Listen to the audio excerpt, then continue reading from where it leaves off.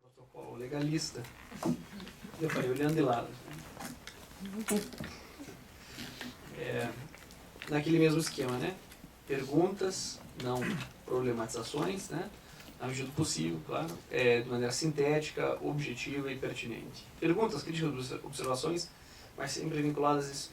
Enquanto vocês pensam na formulação dessas questões, dessas observações, eu queria dizer que logo depois que a gente debateu o texto da dialética da dependência, né, no CPEC, na nossa reunião de estudo, e é impressionante, porque a superexploração, por exemplo, é uma categoria que na criminologia crítica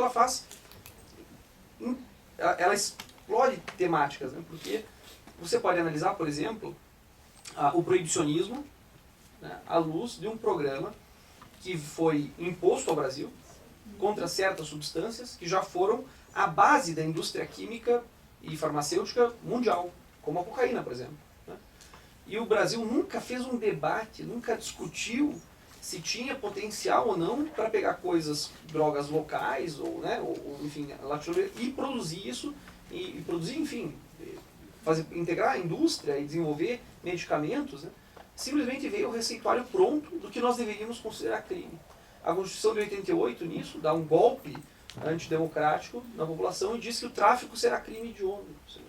Qual o sentido no mesmo artigo que prevê os direitos fundamentais, um mandamento de criminalização desse, né, ou seja, impõe uma agenda internacional de proibição de certas substâncias. Então, é só uma das coisas para a gente pensar que, por exemplo, o comércio varejista de drogas ilícitas, ele tem, enfim, uma explicação social complexa, né? Por que alguém entra em algo assim, né? Por exemplo, pelo absoluto desespero do desemprego. Olha, a expectativa os estudos criminológicos, por exemplo, no Rio de Janeiro, dizem que a expectativa de vida, não é expectativa, mas a expectativa de trabalho de um dono de boca de fumo é de 18 meses. 18 meses. Esse cara sabe que vai morrer. Com sorte, ele vai ser preso. Né? E aí, nas faculdades de Direito, se ensina que a certeza da punição que impede que o cara cometa um crime. Se o cara sabe que vai morrer em 18 meses. O irmão dele morreu, o primo dele morreu, o dono da boca anterior morreu. Mataram, ele foi preso. E aí, como é que se construiu essa relação, esse comércio varejista em função disso? Mas sobre esse ponto específico, a gente perdeu, assim, ou gastou mais tempo da reunião, foi perceber que quando há superexploração, a vida cotidiana desse trabalhador, ela se articula no que se chama na criminologia de bazar das ilegalidades. Porque esse cara vai comprar um carro, ele compra um carro mais ou menos clandestino, ele não consegue ingressar nas relações de consumo, enfim, normais, né, que podemos ser definidas como típicas. Então, aí os juízes se espantam, né? Mas o senhor não sabia que esse carro era de origem ilícita? Ou cadê o documento disso? Né? Ele fala, mas que documento? Se é assim que eu posso adquirir os bens, é assim que eu faço a minha vida. Né? Então, todas essas implicações, né? O que eu estou dizendo para todos que estão aqui é que, realmente, o que a teoria marxista da dependência pode, a potência que ela tem na criminologia, a gente só está tirando o verniz, porque tem um mundo ali, né? A se desbravar. É extraordinário, é extraordinário. Então, feitas as considerações, né, tentando mostrar como é importante a gente começar a fazer criminologia crítica de maneira, enfim, dedicada e não a partir da mera crítica às estruturas de poder, etc. Né, mas se realmente poder fazer projetos de pesquisa com toda a prospecção necessária, com a seriedade acadêmica, com a honestidade intelectual, que a universidade está desacostumada. Né? O que mais tem hoje são os reis da citação do que não leram. Né? Enfim, aí o cara fica se enchendo de referências bibliográficas, não domina nenhuma delas, confunde conceito com categoria, confunde o método de investigação com o método de exposição, não consegue diferenciar uma coisa da outra, mistura a sua experiência com o dado da pesquisa. É um horror, né? E tudo faz parte de não conhecer, eu acho, talvez, a ortodoxia do método, enfim, tudo que parece importante. Né? Enfim, é só para dizer que, enfim, o curso... E não conhecer a escola de pensamento, né? E perceber aquela coisa, você não consegue superar uma tradição se você não se inscreve nela, se você não a domina antes. Né? Quer dizer, você leu tudo sobre isso? Não, né? E o cara vem parece que está esperando a novidade para poder explicar o presente. Como o livro do Piketty, por exemplo. Não, peraí. Enfim, é aquelas coisas. Pois é. Enfim, e então, perguntas. eu poderia pegar uma de cada um, mas aí já vocês se ferraram, eles monopolizaram aqui, né? Então, eu vou pegar 4 perguntas, tem mais uma aqui. Então, eu vou fazer 4 questões. Então tá, vamos fazer pela ordem. Então, lembrando, por favor, para declinar os seus nomes pela ordem, certo? Pode ser o senhor primeiro, depois aí eu vou para você, certo? Por favor. Enquanto você falava... Desculpa, só para declinar o seu nome para a gente... Eu me chamo Boris. Enquanto você falava, eu refletia sobre uma analogia e pensava em não fazer a pergunta, mas vou usar a palavra porque eu antecipo sua resposta, mas outros talvez não. Eu fazia analogia entre o golpe de Estado e o estabelecimento de Bismarck na Alemanha. Nos dois casos, proibição do socialismo, proibição dos sindicatos, controle vigoroso, embora no Brasil certamente maior do que foi na Alemanha no começo do século XX. Num caso, o preparo de guerra, no outro caso, a ilusão do subimperialismo. Será que existem analogias reais ou é uma imaginação minha entre o bismarckismo e o golpe de Estado? E estendo, com exceção dos anos de lulopetismo, a continuação de hoje não é uma forma de bismarckismo também? Ou seja, no desenvolvimento de um capitalismo duro, na época não pode dizer ligado ao imperialismo, que era o imperialismo alemão, é outra coisa, mas aqui ligado ao imperialismo, onde a teoria da burguesia progressista, evidentemente, se evaporou, pode estar na cabeça de alguns, não existe mais, as explicações são completamente diferentes. Será que existe essa analogia ou um puro esforço meu de encontrar uma lógica na história? Só? Não, é que é atrás de você. A minha pergunta é sobre a incapacidade estrutural da burguesia nacional de entrar em contradição com o regime de subdesenvolvimento. Na exposição anterior, o senhor tinha apontado no sentido de que a CEPAL era o limite da consciência crítica burguesa e que a gente não conseguiria alcançar algo como a CEPAL novamente. Mas o próprio Rui Mauro Marinho, quando ele faz a discussão dialética da dependência das classes burguesas que existiam no Brasil, ele faz uma separação, diz que existia a burguesia sócio menor do capital nacional, que eram os financiados pelo capital estrangeiro, ou então eventualmente os rentistas, que ficavam com os lucros por questões de obter juros, etc. Mas existe uma burguesia nacional, né, um capital nacional, que em determinado momento ela entraria em contradição, né, com a lógica do subdesenvolvimento. A questão é, qual é o limite dessa burguesia estrutural? Né? O limite é o simples fato dela, num determinado momento, encontrar a contradição do proletariado querendo assumir tudo, né, no processo revolucionário burguês, ou, a meu ver também, que é uma estratégia que se utilizou em 64 e de repente hoje pode ser utilizada, está sendo utilizada pela política externa brasileira, que é o subimperialismo, que ele realiza a mais-valia da burguesia nacional nos países vizinhos. É claro que cada vez menos a gente tem uma indústria nacional, digamos assim, própria, mas essa tática, é o subimperialismo que seduz a burguesia nacional a entrar em acordo, é o medo de uma revolução proletariada em geral, ou seja, qual é a razão estrutural para essa burguesia nacional não entrar em contradição com a dependência? Como você pode ver, eles não são todos juristas, né? Eu estabeleço regras, eles não estão nem aí. Completamente violar. Tragédia. Aí, vocês dois na ordem, ele levantou a mão primeiro, logo em seguida. Pois não, seu nome? Walter. Professor, é emblemático o senhor falar que hoje, um dia depois de ter na mesma mesa Ricardo Bielchowski e Pereira Bresser. Né? Estiveram aqui hoje? Estiveram ontem, de manhã. Né? E expuseram teses do Bielchowski, do desenvolvimentismo, a visão dele, o quadro, como ele analisou a crise, e respostas desenvolvimentistas, e o Pereira Bresser falando sobre o novo desenvolvimentismo. E também numa casa em que há uma tradição crítica no Departamento de Direito Econômico, que é essencialmente furtadiano, e é bom que se diga que essa tradição dentro dessa casa é crítica, e é muito crítica, assim, dentro do espectro que se tem de todos os departamentos. Então eu queria problematizar dentro da sua fala. O senhor construiu o quadro de que a industrialização naquele período ali, né, no final do governo Juscelino e João Goulart, tá? De que a industrialização não entregou o que prometeu, e a partir disso houve um terreno fértil para o surgimento da crítica marxista da dependência. No entanto, mais ou menos nesse mesmo período, né, os desenvolvimentistas, eu falo especificamente ali de Furtado e talvez um ou outro ligados a ele, se corrigem, vamos dizer assim. Eles percebem que a industrialização não conseguiu entregar o que prometia, né?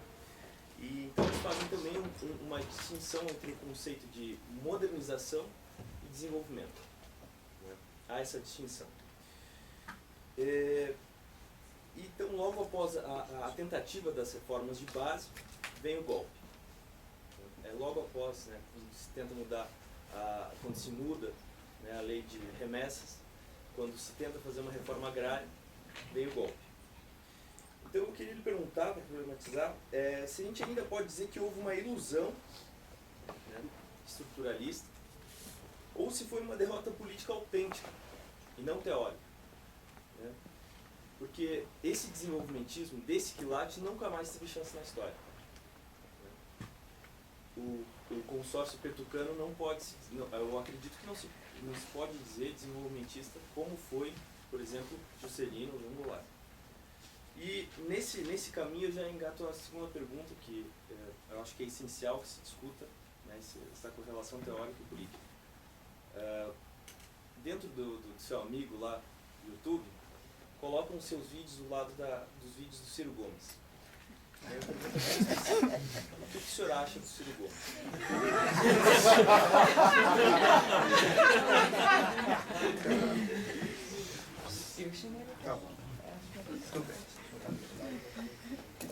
Só quero dizer que no Departamento de Direito Penal nós vamos atravessar essa tradição crítica e fazer uma crítica radical, né?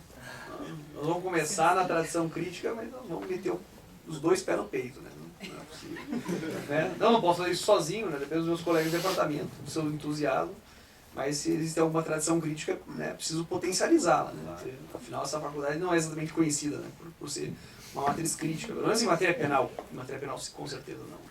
Há que fazer o diálogo dos setores críticos da faculdade. Eu acho também. Certamente estão... Não só diálogo, mas também... Né? Quase que extinção, né? Porque... Mas tem dinossauro, seria um comunista, andava dinossauro, como se fosse um pterodátilo. Mas existem. Mas tá certo, obrigado, Walter. E aí eu vou, considerando as perguntas, eu vou pedir aos demais, vou fazer em delicadeza, de pedir para formarem as perguntas amanhã, e aí só se identifiquem, eu lhes concedo a palavra amanhã na primeira oportunidade, senão mais de 5 perguntas a gente vai longe, acho que tem até que dispensar o auditório, porque... Enfim, as pessoas que vêm aqui e fecham também tem que pegar o metrô, etc. Os funcionários que estão aqui. Então, eu vou considerar uma última pergunta, e só se alguém me disser que não vem amanhã, aí eu abro uma quinta, certo? Bom, hoje pela manhã, professor, Desculpe o seu nome? Rafael. Eu assisti um vídeo do Valor Econômico, que os economistas lá da Ordem aventavam a possibilidade de reduzir a desoneração da folha para alcançar meta de déficit fiscal, né? E eu fiquei surpreso de ver os economistas do Valor sugerindo que os empreendimentos, as empresas, pagassem mais imposto para o serviço da dívida. E aí eu fiquei tentando refletir se esse é o mecanismo moderno de aumentar a superexploração do trabalho, ou seja, forçar as empresas do dito capital produtivo a ampliar a exploração de seus trabalhadores para pagar a dívida. Se esse é o mecanismo fundamental hoje em que isso ocorre. E é isso. Eu não sou do direito. Matou charada. Bom, alguém que quer fazer a última pergunta e não vai estar aqui amanhã? Então... Não, você vai estar aqui todo dia. Você não... Então tá. Companheiro. Olha só. Vamos começar por essa do Rafael, que é o seguinte. No tomo 3 do Capital, a gente estuda, tem o tema da renda da terra, tem o tema do capital fictício, etc. E no Marx é basicamente o seguinte, de onde sai o lucro sai da exploração do trabalho. É uma relação entre massa de mais-valia sobre capital constante mais variável. Basicamente isso. Para aumentar a taxa de lucro, essa relação entre massa de mais-valia e capital variável tem que ser elevada. Então, isso é tomo 3 do capital, está lá muito claramente. A questão é de onde sai o juro? O juro sai do lucro. Não tem outro jeito. Então, eu não me espanto que os jornalistas procedam assim, tal como tu está mencionando, porque é uma raça irrecuperável, naturalmente. Está aí para dourar a pílula de maneira descarada. E quando eles estão pedindo isso, é claro que eles estão forçando uma maior exploração da força de trabalho. Mas não é em abstrato, eles estão forçando uma maior exploração da força de trabalho quando as regras institucionais estão jogando os trabalhadores para uma maior exploração da força de trabalho. O que é a supressão da CLT? Está aí, e a conversa da terceirização é dizer o seguinte: agora, curso livre, pode-se manter essa taxa de juros, os capitalistas vão ter que vão poder aumentar a taxa de lucro, pagando um juro maior, desde que tirando, esfolando as classes trabalhadoras embaixo. Então eu diria que os jornalistas, mesmo que não tenham lido o Capital, e o tomo 3 do Capital, não leram, obviamente, não vão estar aí nunca para isso, estão aí para outra situação, é uma gente que o Lima Barreto matou a charada, velho. Em 1903, nas recordações do escrivão Isaías Caminha. Ele mostra o que é um jornalista. Eu vou mencionar isso para depois voltar a uma digressão sobre taxa de juros, taxa de lucro e exploração do nosso trabalho. Então, Rafael, ele diz o seguinte: ele está falando sobre a trajetória de um jornalista num jornal, é um romance, que se chama O Globo, em 1903. E o que ele diz? Ele fala: que faro do jornalista para colher suas vítimas, para mentir de maneira sistemática, que disciplina, que astúcia, e vai mostrando que a canalha é completa, e a canalha está aí, mostrando agora o seguinte: pode manter essa taxa de juros que é a mais elevada do mundo, portanto, um juro que sai do lucro, pode manter uma taxa de juros crescente, porque embaixo vai se ampliar a superexploração como nunca. Se alguma, está tendo uma adequação da realidade ao conceito de maneira absolutamente assim, impecável. Agora, a supressão de todo e qualquer direito, imagine a rotatividade da força de trabalho, a demissão sem direitos, etc, etc, etc. Nem estou falando aquelas coisas que o capitalista não paga a previdência e violam a lei. Não. Então, eu diria que é completa essa identidade. E está sendo feito porque, nesse momento, essa condição que ele está dizendo, podemos aumentar a carga tributária, que é uma determinação do Meirelles, ele está dizendo vamos ter que aumentar impostos, e vão dizer, e os impostos vão ter que sair do quê? Vão ter que sair da taxa de lucro. E, portanto, para aumentar os impostos e manter uma taxa de lucro, vai ter que aumentar a exploração.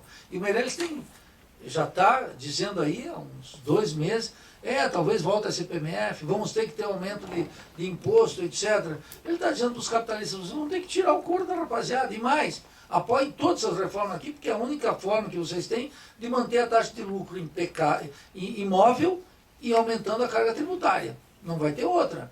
Os capitalistas que diziam, não queremos mais aumento de impostos. Bem, mas se existe agora uma elevação dos impostos, mas libera a força de trabalho com modalidades bárbaras de exploração, está garantido nas duas pontas, né? O governo vai arrecadar mais, os capitalistas vão manter a taxa de lucro e os trabalhadores vão estar num regime de superexploração. Então, me parece absolutamente claro. Walter, eu estou respondendo, os últimos serão os primeiros aqui. Eu queria fazer uma diferença entre o Ricardinho Bielchowski e o Bresser Pereira. O Bresser Pereira era um homem que estava com o Sarney. Depois ele virou um homem e ministro de Estado de Fernando Henrique Cardoso. E foi o homem da reforma do Estado brasileiro. Então é um sujeito que se notabiliza por uma capacidade de mudança extraordinária. Ele disse que estava errado. Claro, e depois ele disse que estava errado o Fernando Henrique e se converteu a quê? Ao Lula. E saiu como um apologético do Lula. E agora ele está preparando a nova onda. Mas eu quero dizer o seguinte, se tu pegar o Bresser não é dono de teoria alguma. Nada, zero. O Ricardo Bielchowski escreveu, traduziu os livros da CEPAL, publicou, é um funcionário Ele é mais rigoroso, mas ele, no livro dele, sobre os 50 anos do desenvolvimentismo, ele comete imprecisões e injustiças com o Rui Mauro Marini que são absolutamente inaceitáveis. Eu registrei isso, estudei a obra dele, me dou bem com ele, fiz questão de dizer isso, escrevi na minha tese, isso aqui é absolutamente contra a concepção do Rui Mauro Marini, ele estava equivocado nisso, mas me parece que ele, como uma função, ele pode se reivindicar certamente como desenvolvimentista, de trajetória, se opôs ao neoliberalismo completamente na época de Fernando Henrique Cardoso, é um caso, eu diria, distinto. Agora, na tua questão, eu quero dizer o seguinte, o Furtado, eu digo, primeiro, a diferenciação entre modernização e desenvolvimento, ela é só uma retórica astuta para salvar o desenvolvimentismo. Porque o desenvolvimentismo é, por excelência, a estratégia de modernização que nós temos na periferia capitalista. Eu sei que quando eles querem opor modernização com desenvolvimento, é quase assim, pode ocorrer modernização em relação a relações de trabalho, capitalistas, etc., e não a função generosa e liberal de desenvolvimento, que é aumentar o bem-estar, a segurança das pessoas, um desenvolvimento capitalista mais ordenado, uma relação cidade-campo não tão atravessada, etc., etc. O desenvolvimento ganha, nesse contexto, uma expressão, é uma categoria que acaba expressando todas as possibilidades, as benesses do desenvolvimento capitalista na periferia. Como se aqui pudesse ocorrer uma outra modalidade de desenvolvimento capitalista com menor desigualdade, que corrigisse a desigualdade, que atualizasse tecnologicamente o país, que diminuísse a brecha entre países desenvolvidos e subdesenvolvidos, etc. E como se faz mal essa tarefa, os desenvolvimentistas atribuem isso às sucessivas teorias da modernização. E qual é uma teoria da modernização? É o que se chama neoliberalismo. É uma modernização. O neoliberalismo moderniza, em termos capitalistas, uma atualização burguesa da situação. Mas eu não vejo grande vantagem. Agora, se tu pegar todos os livros do Celso Furtado na última fase, nos últimos 10 anos da vida, desde Brasil, uma construção interrompida, o Longo Amanhecer, todos aqueles. Ele já não tinha pique para fazer uma obra, ele fazia ensaios, alguns bem atinados, uns mais bem articulados, outros não. Eu gosto quando ele critica a formação dos economistas, etc. Tu vai ver que qual é a tese do Furtado até o final da vida? O Brasil tem que seguir na industrialização para as fases avançadas. O que significa dizer o seguinte, bom, escuta, se fez a industrialização tudo e não chegou na fase avançada. O Furtado nunca aceitou a fórmula do Gunter Frank do desenvolvimento, do subdesenvolvimento. Ele sempre apostou as fichas e seguiu, e o trabalho mais eloquente nesse sentido, eu não sei se tu vai concordar comigo, mas estou convencido disso, é Brasil, uma construção interrompida, que é o último trabalho dele de peso.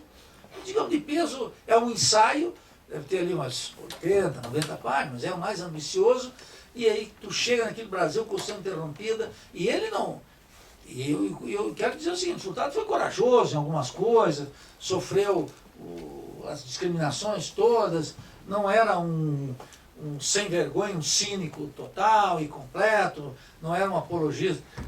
Era um sujeito preocupado com o destino do Brasil, honestamente, no sentido liberal, de um humanismo profundo, um economista que era culto, que se preocupava com que conhecia do Brasil, conhecia o Nordeste, que incorporava a análise histórica brodeliana e que conhecia a neoclássica e que foi um dos fundadores da CEPAL. Enfim, o Furtado é um sujeito digno de leitura, mas não é um marxista, nada disso, mas ele aposta todas as fichas, e sobretudo nesse livro Brasil, Construção Interrompida, que Brasil, a utopia brasileira segue, temos que seguir e completar a industrialização. O que significa? Que ele não entende o tema da dependência, embora tenha escrito profusamente sobre a dependência. Percebe? E embora dos economistas brasileiros, é o que sabe que o Brasil não tem fronteiras com o Chile. Quer dizer, conhece a economia latino-americana. O Furtado conhece a economia latino-americana, que os economistas brasileiros é um desastre completo, né? Entre, sei lá, viajar para Miami, para Bogotá, eles vão para Miami, eles não vacilam, eles querem a Europa, eles não querem viajar para a América Latina. E ignoram, então não sabem, né? Eu diria isso. Sobre o tatu no toco, deixa eu dizer uma coisa para você que é o seguinte. De repente, as pessoas, Nildo, e aquele teu vídeo lá? Eu digo, qual vídeo? Ah, que tu dá um pau, não sei o quê. Eu falei, não, mas isso não é um vídeo, eu cuidei de uma conferência. Não, agora tem um vídeo. Aí, e como isso vai chegar? Até que eu comecei a ir ver. E aí esse tal de tatu no toco. E o tatu no toco é uma expressão do Ciro Gomes. O Ciro Gomes diz o seguinte, que é uma expressão nordestina, diz, se você vê um tatu no toco, saiba que alguém colocou o tatu lá. Porque tatu não sobe toco. Então, isso é uma coisa do Ciro Gomes. E aí eu comecei a ver que o Ciro Gomes está me imitando. Estou dizendo para você, comecei a ver, começou a pegar coisa minha, sem citar. Mas ele não esperava que eu fosse candidato a presidente da República. Eu me filiei no PSOL, já fiz a primeira parte, vamos para a luta interna, e o Ciro Gomes vai se defrontar com a criatura. E eu vou me defrontar com a criatura que é ele. Que ele anda me surrupiando as teses, um monte delas. Entendeu? Um monte delas. Claro, sem a eloquência de um joçabense, sem o rigor do Rui Mauro, sem o marxismo sofisticado, com aquele cursinho que ele fez lá em Harvard, de 9 meses, que dão para economista lá fazer aquele negócio. E sem trabalhar na Vale do Rio Doce também, e sem ter sido ministro do FHC, do Itamar, e sem ter feito o Plano Real, que isso é tudo na conta dele. Então quer dizer que esse tatu no toco me promove, é uma loucura esse cara. Eu não pago ele, eu não conheço ele, não sei quem é, quero dizer para ti, viu, Walter? Não estou pagando nada. Esse cara me promove, é um negócio extraordinário, preciso conhecê-lo. Pagar um churrasco para ele lá em Massado, alguma coisa. Olha como é interessante, Mas porque ele coloca o Ciro Gomes... Vai jantar com o Ciro Gomes. Não, sem jantar. Um vídeo seu e depois um Ciro Gomes, sendo que o Ciro Gomes ele surge, e falou aqui nessa faculdade, como um expoente, né, como aquele que é um político herdeiro daquele desenvolvimentismo. Sim, claro. Mas é o seguinte, eu quero dizer o seguinte, o que é o Ciro Gomes? Que é isso que interessa aqui. O que eu penso do Ciro Gomes? Eu penso do Ciro Gomes é o seguinte. O Ciro Gomes, ele viu que a política no Brasil estava reduzida a um concurso de bom mocismo. Ele olhou e disse assim, não, chegou a hora da discrepância. Quando todos os políticos se assemelham nos bancos dos réus, nos interrogatórios ou na televisão, ele diz, o povo não está afim disso aí, ele saca. Que é o que eu tenho dito em tudo quanto é conferência, desde sempre. Ele olha, lê o Nildo Orix, estuda o Nildo Orix, desce do prédio dele, manda circular, chama de filha da puta, começou a dizer, eu digo palavrão há quantos anos? Há quantos anos eu sou um boca suja na universidade? Olha, há uns 15 anos, dando palavrão sozinho. Agora tem um segundo, que é ele. Mas ele pode dizer palavrão todo dia que ele não vai igualar a quantidade de palavrão que eu disse nesses últimos 15 anos. E está tudo filmado por aí, entendeu? Então ele começou mas ele rompeu com isso. Segundo, ele observou o seguinte, olha o que ele diz, só sou candidato se o Lula não for. Com isso ele reforça o seguinte, a dúvida sobre a candidatura do Lula, ele diz, o Lula pode não ir. Ele está dizendo, ó, o Lula não vai. E ele está dizendo para os petistas, eu vou. Mas ele não briga com os petistas. Se o Lula não for. E é claro que o espaço eleitoral, ele aproveita com propriedade, mas o espaço eleitoral é o mesmo. Porque o Ciro Gomes está se apresentando aqui. Agora o Ciro Gomes tem contra ele o fato de que ele é um idealizador ele é um dos... Não é idealizador, não é um idealizador, ele é um operador do Plano Real. E eu fui lá em Floripa, porque não sou secretário, estava vendo, sou secretário. Não, sou secretário, mas não a esse ponto. E segundo, estava querendo ver e cobrar direitos autorais de tanta coisa que ele estava me imitando, eu fui ver a conferência dele lá em Floripa. E aí, o que ele faz? Como ele dá um nó na cabeça da Miriam Leitão, óbvio, e ali é tranquilidade, né, meu velho? Eu quero ver tu lutar contra o Mike Tyson. Você conta a Miriam Leitão assim, escuta, por que você não acredita em livre mercado? Livre mercado, minha filha, já liquida de parada, isso aqui é uma mamata. Então o Ciro Gomes, como ele domina, ele sabe a diferença entre taxa de lucro, taxa de câmbio e metas de inflação, então ele pega esses neófitos aí e ele liquida em 2 tempos, entendeu? Esse é o ponto. Porque é fácil pegar esses jornalistas bocó, que estão todos os melhores, e liquidar no debate sobre economia. Nossa senhora, isso é uma coisa, vai tirar pirulito de criança. Mas não tem debate. Como não tem debate sobre isso, o sujeito vai lá e vira um papa falando. Ele vira um Ratzinger, o chefe da congregação da fé. Nem o papa, é o homem da doutrina. Então os economistas aí circulam. Um dia, olha, vou fazer justiça aqui ao Postman, que eu tenho divergências totais. Ele teve um debate no Globo News lá, nesse canal extraordinário, fantástico, o exercício com um carecão, o Schatzman, que é um banqueiro, que foi diretor do Banco Central. E esse Schatzman tremia. Eu comecei a olhar, não tremia. E o Márcio Porte só com os números. Liquidou com ele. Mas por quê? Porque esse cara está acostumado a professar sozinho. Ele vai lá e começa a ditar a cátedra sozinho. Quando tem alguém do lado, ele já está liquidado. Um jornalista, mas então o Ciro Gomes pega isso e debulha. Mais fácil. Só que é o seguinte, nas questões cruciais, o Ciro Gomes omite o umbigo. Vamos lá no quê? O tema da auditoria da dívida e o tema do endividamento do Estado brasileiro. Não vai. Vi lá em Floripa, fui assistir, não cobrei os royalties pelas coisas que ele está usando minha, porque havia o tatu no toco, ele não toca nisso aí. Segundo, ele não toca no tema de uma economia exportadora. Terceiro, ele não toca no regime de superexploração. Então o que ele diz? Olha, não pode ser tirado dos direitos dos trabalhadores. Então o que ele faz com alguma combatividade? Ele reivindica o neodesenvolvimentismo, com uma certa combatividade. Mas ele nem chega perto do projeto Cepalino que eu expus aqui ontem. Percebe? Longe disso. E ele é responsável também pelo plano cruzado. Então ele diz, bom, depois que cometeram absurdos na execução, veio a necessidade da reeleição. É quase assim, o plano cruzado estava indo bem, aí o Fernando Henrique Cardoso quis comprar a reeleição, colocou a política e... furado. O plano real tinha uma lógica que comeu ele, comeu o Tasso Gereissati e vinha da PUC do Rio, e vinha do esquema do Fernando Henrique, e vinha do esquema de Washington, que ele não coloca aí. Agora, é claro, o Ciro Gomes tem uma outra... A fortaleza dele não vem quando ele se enfrentar com o Rui Mauro Marinho. Ele é muito bom e faz com muita propriedade o seguinte, o pau nos liberais. Mas é aquilo que eu disse aqui, é fácil ser liberal a custo da Idade Média. Tu pega aqueles liberalzinhos, são os analfabetos, os imbecis, os jornalistas fazem perguntas para ele, tá? E agora, tem uma outra virtude no Ciro, que eu quero dizer que o Ciro é bom nisso. Ele conhece, porque ele fez parte o tempo inteiro, como prefeito, governador, ministro e tudo mais, do que se chama aqui genericamente classe política. Então ele cantou algumas pedras óbvias. Vão derrubar a Dilma. Ele cantou. Eu achava que não iam. Ele foi lá e disse, ó, vão derrubar. Falou com muito tempo de antecedência.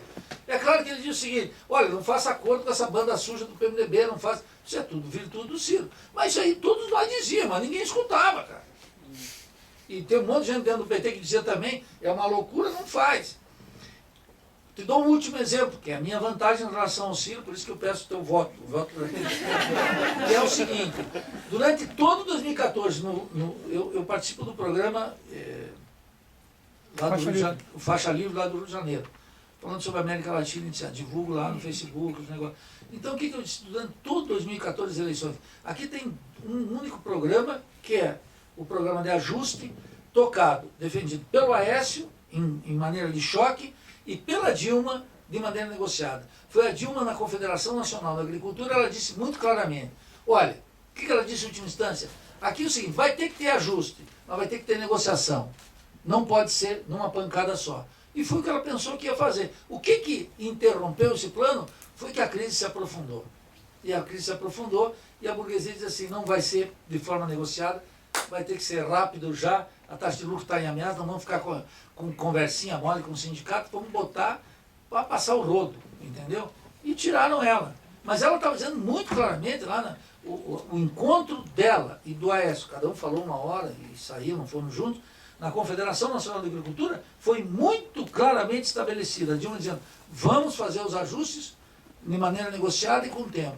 E o Aécio era Armínio Fraga. Mas o Joaquim Levy viabilizou o que o Armínio Fraga defendeu. E o Temer viabilizou o que o Armínio Fraga defendeu na campanha. Ele chegou a dizer assim, depois disso aí vai sobrar muito pouco, não sei se sobra o BNDES, a Caixa Econômica e o Banco do Brasil. E é o que eles estão fazendo. Então eu acho isso. Boris, tu sabe que as analogias, elas têm virtudes, né? Porque elas mostram uma diferença. Mas eu sou muito refratário ao uso de exemplos tão distantes, como tu mesmo reconhece, entre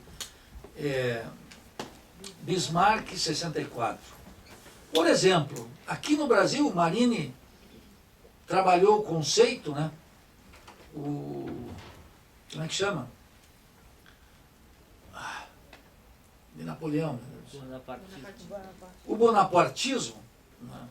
E diz, olha, aqui nós temos que discutir, porque a sociologia vulgar começar a dizer o populismo.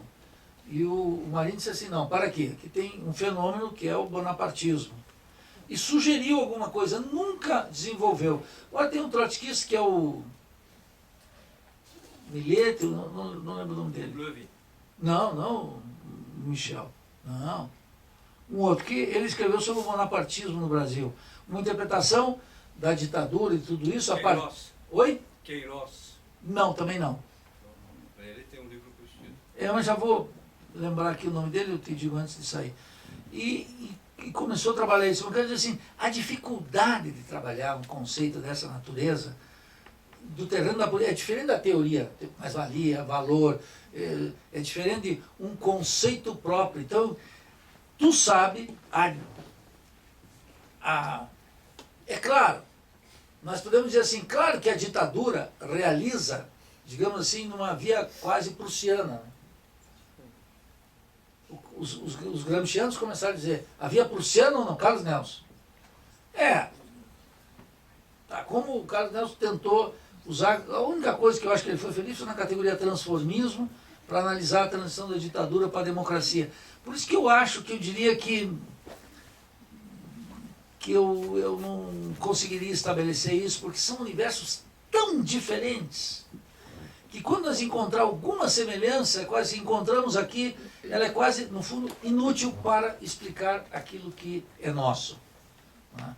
E o nosso seria muito pouco eficaz também para lançar luzes sobre Bismarck na Alemanha. Entendeu? Agora, tem o tema de romper com... quem perguntou o tema da burguesia nacional? Rafael, né? Olha, quando a gente fala de burguesia nacional aqui, vamos esclarecer sobre o que estamos falando. Então, a primeira é o seguinte, uma burguesia nacional não é uma burguesia que tem aqui indústria, é uma burguesia de um projeto nacional. Quando a gente está falando de burguesia nacional, nós estamos falando em primeiro lugar disso. A burguesia brasileira tem uma burguesia nacional aqui, capaz de ser uma classe que exerce uma hegemonia, constrói um bloco de classe para realizar um projeto de nação próprio, eles vão dizer não. Existem capitalistas nacionais, sim, que não conseguem configurar no seu conjunto uma burguesia nacional. Então acho que é a primeira precisão que eu queria fazer. E segundo, exatamente porque, dada a constituição, o DNA dessa burguesia, das entranhas de 3 séculos de colonialismo, da configuração do subdesenvolvimento da dependência, e porque ela entra na disputa do mercado mundial, quando esse já está consolidado, inclusive sob a forma de monopólios, essa burguesia não pode romper com a dependência. Então ela não vai cumprir esse papel que seria, digamos, o equivalente na periferia de uma burguesia que tem uma característica revolucionária. E que nós precisamos, então, o caráter nacional dela estaria dado pela capacidade revolucionária que ela teria, não só de romper o imperialismo, mas de encabeçar um bloco de mudanças. Eu costumo sempre dizer nesse sentido, Rafael, que tem uma coisa aí importante, né? Que é o sonho, disse lá no figurino, as estratégias do Partidão era proletariado com uma aliança com a burguesia. E a gente sabia que era o seguinte, a burguesia na cabeça e o proletariado caudatário.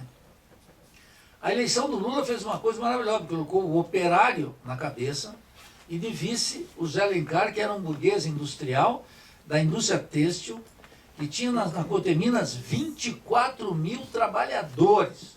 Não era a quitanda lá de Curitiba, era um industrial pesado, que, diga-se de passagem, batia contra os juros direto, era o único no governo que detonava os juros, era quase uma combinação. O Lula sopra não, o Lula dá o Banco Central para os banqueiros e o velhinho ficava reclamando do juro elevado. Mas veja o seguinte, mesmo nessa aliança, o que tinha de mais moderno do proletariado industrial brasileiro, fruto do desenvolvimento das forças produtivas durante a ditadura, concentrado gigantesco, que não era aquele sindicalismo pequeno, era o sindicalismo combativo, com o burguês industrial de vice, eles continuaram com o rentismo total. E o aprofundamento de toda a dependência, inclusive a diminuição do peso específico da burguesia. Então ela não tem nisso nenhuma capacidade de demonstração de romper com a dependência. Tenho dito.